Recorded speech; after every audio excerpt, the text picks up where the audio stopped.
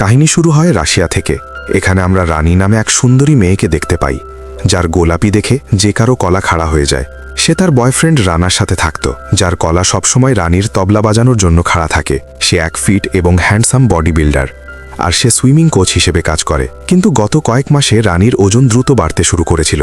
সে নিজেও এই নিয়ে চিন্তিত ছিল, কিন্তু খাওয়ার অভ্যাসে কন্ট্রোল করতে পারছিল না। একদিন রানার এক বন্ধুর বিয়ে ছিল, আর দুজনকে সেখানে যেতে হতো। রানী নিজের ঘরে আলমারি খুলে কাপড় ট্রাই করতে লাগলো। সে গত মাসে ড্রেস পরার চেষ্টা করলো, কিন্তু সেটা তার ফিটই হলো না।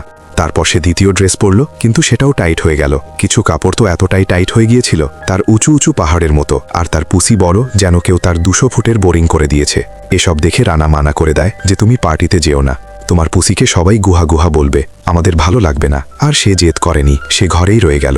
রানা চলে যাওয়ার পর রানী কাপড় বদলে ফেলল আর ওজন মেশিনে দাঁড়ালো। সে দেখল যে তার ওজন 76 কিলো হয়ে গেছে, কিন্তু তবুও সে নিজেকে বদলানোর চেষ্টা করছিল না। তখনই তার ফোনে বিয়ের ছবি আসতে লাগলো।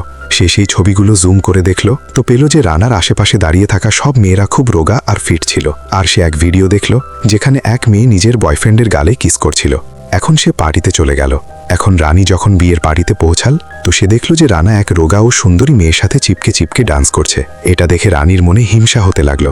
সে তখনই তাদের মাঝখানে গিয়ে ডান্স করতে লাগলো। রানা তাকে দেখে অবাক হয়ে গেল, কিন্তু সে ডান্স বন্ধ করল না। ওদিকে ওই দ্বিতীয় মেয়েটি মুখ বাঁকিয়ে সেখান থেকে চলে গেল। কিছুক্ষণ পর রানী আর রানা বসে খাবার খেতে লাগলো। তখনই রানী তাকে জিজ্ঞেস করলো যে সে ওই মেয়ের সাথে ডান্স কেন করছিল। ব্যাস এই কথাতেই দুজনের মধ্যে তর্কাতর্কি শুরু হয়ে গেল। রাগে রানা বলে দিল যে সে রানীর ওপর বিরক্ত হয়ে গেছে। ওই মেয়েদের পুসি দেখো যেন কলি, আর তোমার ফুনসি যেন ফাটা চিনে বাদাম, তোমার বুক যেন দরিয়ায় ঘরার পাছা, আর তাদের টমেটোর মতো উঁচু চুচি। এটা শুনে রানীর চোখে জল ভরে এলো। তখনই সেখানে নতুন বিবাহিত দম্পতি চলে এলো। কনে রানীকে দেখে মজাক করে জিজ্ঞেস করলো, তুমি কি 6 মাসের লোড? এটা শুনতেই রানীর হাসি গায়েব হয়ে গেল। কিছুক্ষণ পর রানা তাকে সেখানেই ছেড়ে চলে গেল। পরের সিনে আমরা দেখি যে রানী কাঁদতে কাঁদতে তার মায়ের বাড়ি যাচ্ছে। বাড়ি পৌঁছে সে তার মাকে জানালো যে তার বয়ফ্রেন্ড তার স্থূলতার কারণে তার সাথে ব্রেকআপ করে নিয়েছে। মা তাকে বোঝাতে লাগলো আর বলল, তুমি মোটা নাও, শুধু তোমার হাড় ভারী। পরের দিন সকালে তার বন্ধু নাতাশা তাকে নিজের বাড়িতে ডেকে নিল। সে রানীকে নিজের ব্যালকানিতে থাকার জায়গা দিয়ে দিল। রানী সেখানে বসে ক্রমাগত রানার বদনাম করতে থাকলো। পরের দিন সকালে নাতাশা তাকে নিজের এক বন্ধুর গল্প শোনালো। সে জানালো যে তার এক ফ্রেন্ডেরও ব্রেকআপ হয়ে গিয়েছিল, কারণ সে মোটা হয়ে গিয়েছিল। কিন্তু সে কাঁদার বদলে জিম যাওয়া শুরু করে দিল, আর 1 মাসে মডেলের মতো রোগা হয়ে গেল। আর তার ফুনসি এখন চমকালো গোলাপি আর কলি হয়ে গেছে, যা তার বয়ফ্রেন্ড রাতভর চাটত। তখন আমার ফ্রেন্ড মানল।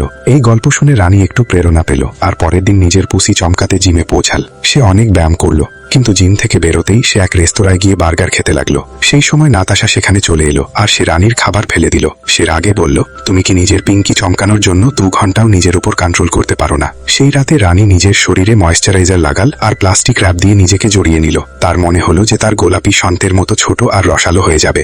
আর একদিন সে অর্ধেক কেক খেয়ে ফেলল। তার মনে হলো যে হয়তো তার ইটিং ডিসঅর্ডার আছে। তাই সে এমন এক মিটিংয়ে গেল যেখানে এমন লোক আসতো যাদের সবসময় খাওয়ার অভ্যাস ছিল। সেখানে তার মোলাকাত কলিয়া নামের আদমির সাথে হলো। শুরুতে রানী মিথ্যে বলল যে সে একজন সাংবাদিক যে ওই লোকদের ওপর স্টোরি লিখছে, কিন্তু কলিয়া বুঝে গেল যে সে মিথ্যে বলছে। মিটিং এর পর কলিয়া তার পিছু করলো আর তাকে রেস্তোরাঁ যেতে বলল।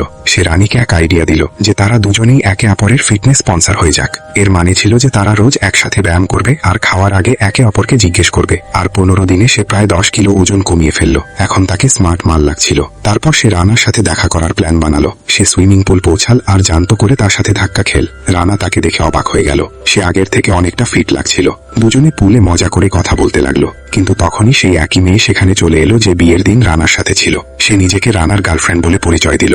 এটা শুনে রানীর মন আবার ভেঙে গেল। সেই রাতে সে অনেক মদ খেয়ে পার্টি করতে থাকলো।